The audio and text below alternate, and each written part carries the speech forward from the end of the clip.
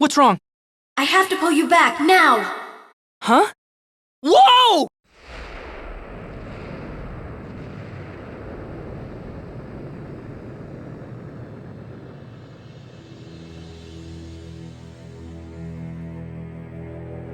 What was that? Nice shot if I do say so myself. Good riddance, human scum! The world's better off without you!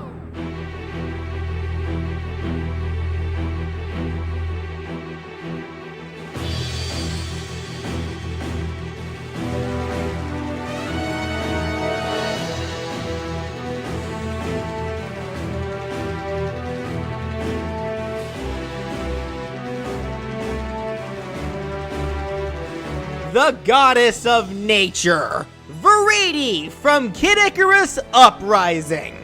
The ruler and upholder of all things natural to the planet Earth, Viridi absolutely despises anything that would threaten the natural balance. She's so ruthless, in fact, that she's even deemed humans as a threat, growing disgusted with their selfishness and greed, upsetting that balance that she holds so dear. As such, she chose to take the very reasonable conclusion of exterminating all of them. I mean, I can't totally blame her, but that's beside the point. Because of this, at first she was enemies with Palutena's army, but when the underworld forces proved to be the bigger threat, she put her differences aside to aid in the fight to stop them. Everything's not totally hunky-dory now. She still wants to kill all humans, but she at least has a newfound respect for Palutena and Pit, even making her presence known in Smash Bros. By aiding Pit alongside Palutena to give advice about its many participants. But today, just like Palutena before her, we'll take a look at the possibilities there could be if she were to personally bring her wrath down on the battlefield. So getting right into things, Viridi would be a pretty light and somewhat floaty character. She'd have 2 jumps and no additional movement options. But as a fun little detail, whenever she shields, she'll envelop herself in the same type of water shield used by the Mava enemy from her forces.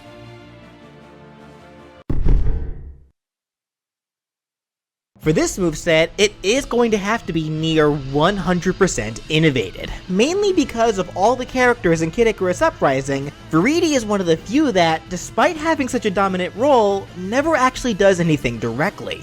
Instead, she relies on her personal army, the Forces of Nature, comprising of its officers and Viridi's children, soldiers made from nature itself that Viridi gave life to. So because of this, I've decided to have Viridi use attacks and powers that all reference her Forces of Nature. The way I see it, if Viridi was able to give each of her children specific powers when she created them, then there's no reason to think that she wouldn't be able to use those same powers herself. Palutena made it clear that she can do anything that her army could do, so Viridi should be able to do whatever her army can do. And speaking of Palutena, Viridi's also made it clear that she can do anything that Palutena can, boasting that she could do it even better. That last part is yet to be seen, but for this moveset, there will be plenty of parallels between the two gods. But whereas Palutena emphasizes a more defensive style, theming to her protective nature, Viridi will be a lot more aggressive, due in part to her much more assertive personality and how she takes the initiative with her genocidal plans. This is also made clearer thanks to her main weapon of choice, a wooden staff that looks like it would absolutely hurt to get hit upside the head by. Or I guess in this case, upside the shins, considering how short she is. So for the first attack where she'll be utilizing her staff, her jab, she can have a 3-hit jab that actually mimics the same 3-hit combo that Pit uses whenever he uses the staff weapon type. It starts with her swinging her staff forwards from high right to low left with both hands, then stabs the top of her staff forwards for the second hit, then ends the combo by spinning to swing her staff horizontally forwards from left to right.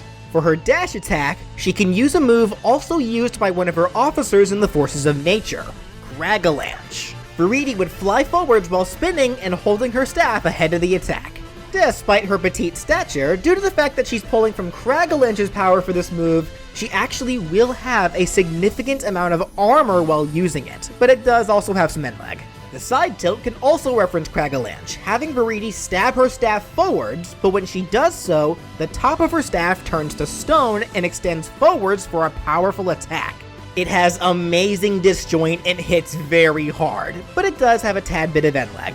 For her up tilt, it can be kinda like Palutena's up tilt, but with her own twist. No pun intended. She spins her staff over herself, but it emits electricity that deals multi-hitting damage. While it's like Palutena's, this attack also references the power of the Badut, dual soldiers that shoot electricity between each other. Viridi's down tilt can reference yet another move that Kragalanch has, having Viridi stab her staff into the ground forwards, and when she does so, it shoots a small cutting projectile that travels a decent distance across the ground. This cutting projectile deals small flinching damage, disappears as soon as it hits something, and it stops at ledges. Foes hit directly by her staff as she swings it down take much more damage, on top of getting hit by the projectile to rack up even more damage, and it launches foes into lower angles. For Viridi's side smash, she can directly call on the firepower of one of her children with the heaviest artillery. Pew pew! Yes, that's what it's called, get used to that now, Viridi likes giving her children cutesy names. In which case, Pew Pew appears and fires a gravity-affected cannonball projectile a fixed distance forwards, and it explodes as soon as it collides with anything, whether that be the stage or a foe. It's a pretty powerful attack, and the resulting explosion can cause collateral damage to foes too close, but they wouldn't take nearly as much damage as those who get hit by the cannonball directly. This smash attack does also have an awkward hurt box for opponents to deal with. Viridi sits on top of the Pew Pew as it fires, and if she's attacked during the move, it'll stop the attack as the Pew Pew becomes distracted by its mother getting hurt. But if the Pew Pew is attacked, that of course will interrupt its move, but Viridi won't take any damage at all. She'll just be more angry than anything else since you hurt her child. This attack also has a bit of end lag, as Viridi always feels the need to be a good mother and praise her child on a job well done before it disappears.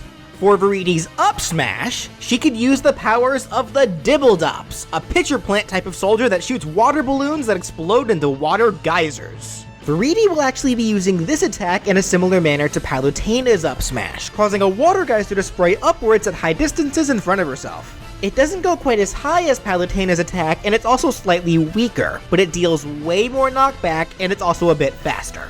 For her down smash, she calls on a mud drone, a mud monster that fires lasers from its two red crystals sticking out of its body. The mud drone forms on the ground with Viridi sitting on both of its branches. It then fires its crystals to shoot short-range lasers on both sides of itself.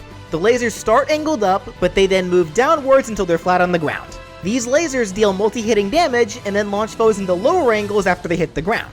The same rules also apply to Mud Drone as they do for Pew Pew. It stops if its mother is attacked, attacking Mud Drone will only hurt Viridi's feelings, not her damage, and the move does have a bit of end lag since Viridi wants to tell Mud Drone how much of a good child it is.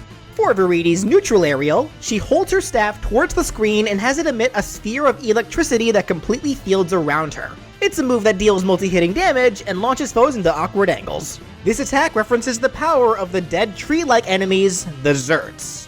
For her forward air, she can use the powers of both the Bladers and the Parachuters. Viridi envelops her staff in blade energy and swings it forwards from high to low. The back air can be the same kind of attack, except she swings it diagonally behind herself from high to low. The up air can have her pull from the power of Toxicaps, turning the cap of her staff into a Toxicap cap, and shoots a poisonous pellet straight up that automatically explodes into a toxic cloud right after reaching its fixed peak height. The same rules somewhat apply here as they did for Pew Pew. The pellet acts as a projectile, will explode sooner if it hits a foe, and the resulting explosion can cause weaker collateral damage to nearby foes. And as you would expect, any foe hit or caught in the cloud will be poisoned for a few seconds. And for her down air, this can be the final reference to Kragalanch, having Viridi conjure a large boulder underneath herself that she sits upon, which then falls straight down to try to crush all the filthy monkeys below her. You can have her ride it all the way down, but you can also press the attack button again while she's sitting on it to have her leap off the rock, sending the boulder down on its own. Now there are some advantages to having her either stay on the rock or abandon it. If she stays on it, all foes below it are guaranteed to be spiked, whereas foes hit by the boulder by itself can't be spiked at all. This attack also cannot be stopped at all unless it hits a foe, as the boulder will automatically break apart as soon as it collides with a foe's skull. So as such, if you use this attack over the blast zone, you need to have Viridi jump off of it. Otherwise, she will be riding a one-way ticket to the underworld. Foes attacking the boulder can also break it, but there's a lot of armor on the boulder, so more often than not, old Boldy will be winning in games of chicken. Attacking the boulder also deals no damage to Viridi. You have to attack her directly from above to do that, and if you do so, she'll fall off, but the boulder will keep going.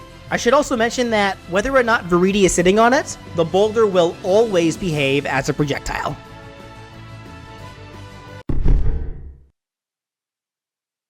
To grab opponents, Viridi would pull from the power of the Urgle. Did I do that? Not Urkel! Urgle!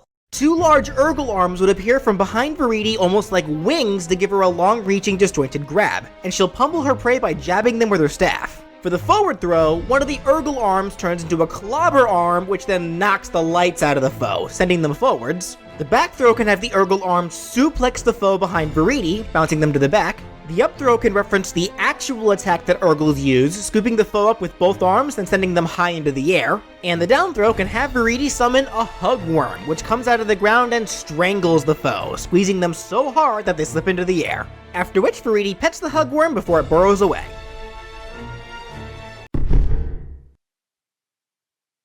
For Viridi's neutral special, she'll be shooting the simple chestnut projectiles that's used by the majority of her army, mainly the foot soldier Nutskis.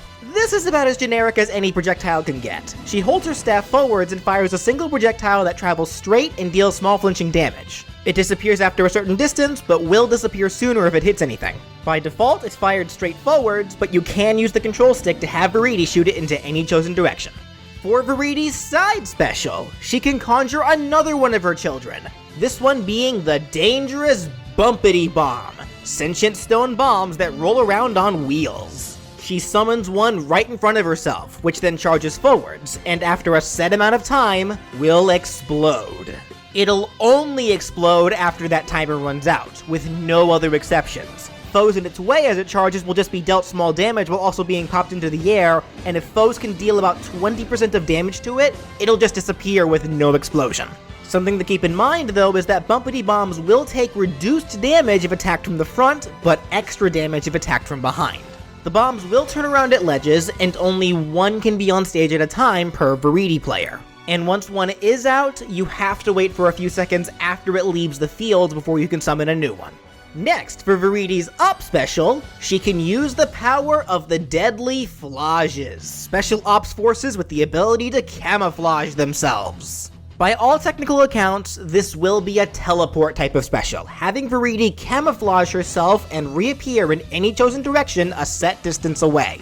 However, this isn't just your run-of-the-mill teleport, it has quite a few unique traits. To make it closer to the flages, as well as to keep things up with Viridi's more aggressive playstyle, after Viridi reappears, she'll do a strong slashing attack with her staff, after which she goes into freefall.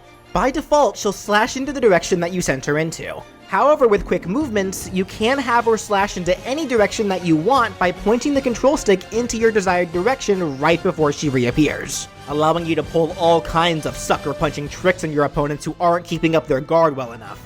There is a downside to this special though. Since Viridi technically isn't teleporting, just camouflaging and moving to a new spot while invisible, it moves a little slower, and she actually can be hit mid-travel while invisible. But finally, for Viridi's down special, she can destroy eardrums everywhere by using her staff to emit the ear-piercing cry of the caca. When activated, Viridi creates a large sphere of sound waves all around herself that can stun, then launch all foes within earshot. This is an automatic move that you have to commit to when used, and after it finishes, it has quite a bit of end lag. Regardless, this can be a great get away from me type of attack that can also disorient your opponents, making them think twice before wanting to run up like some mindless monkey. No offense. For the goddess of nature's final smash! When she wants to exterminate her enemies, she goes all out. High from the heavens, Viridi will drop her most powerful organic weapon, a reset bomb.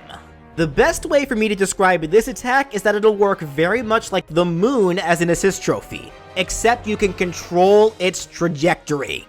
You use a reticle to aim the bomb, then once it reaches the stage, it explodes, dealing a ton of damage to all foes within range and launching them away. And considering how large the bomb is, it's more likely than not that they will be. Now, normally the point of a reset bomb is to do just as its name implies, reset nature back to its base form. That part technically won't be present here, it's just the explosion that's important. But here's a fun idea to consider. What if, after the reset bomb drops, the background of the stage becomes completely replaced with the reset bomb forest for the remainder of the match? The layout of the stage itself wouldn't change at all, it's purely aesthetical. It also more than likely wouldn't be able to work on all stages, there would be some that this idea would cause some complications on, but it's still a fun idea to think about.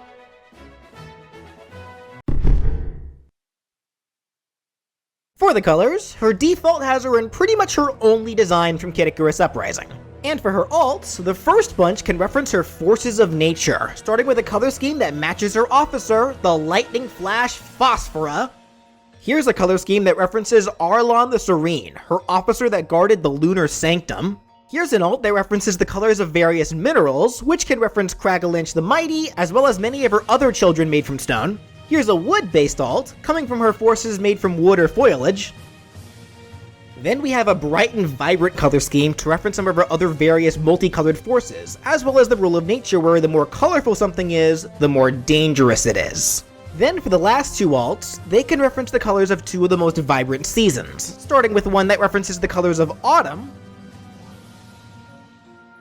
Then we have an alt that references the bright colors of spring. For her stage intro, she can walk out of her own kind of Door of the Gods just like Palutena does, though Viridi's would be much more nature-themed, as you'd expect. For Viridi's taunts, oh, you all need to prepare yourselves, cause this goddess is a savage, and she'll be more than happy to put you down if it means that she'll get a good laugh out of it. Her first taunt can mimic her animation as an in-doll collectible from Kid Icarus Uprising, having her tap her staff in her hand, then wave it past. During this, she'll say, Do you ever get tired of being such a nerd? Her second can have her lean forwards in a condescending way and says, Neener, neener. And her last can have her make an aggressive pose and yell out, You know what? You're annoying. And finally, for Viridi's victory animations, her first can have her point her staff into the camera and yells out, The world's better off without you! Her second can show a garden of flora start to grow all around Viridi as she does an upbeat pose. During this, she'll say, It's the beginning of my spring! And her final can show a large tree grow behind her, and as it does, she sits upon a vine swing coming from it. During this, she'll smugly say, Anything Palutena can do, I can do better.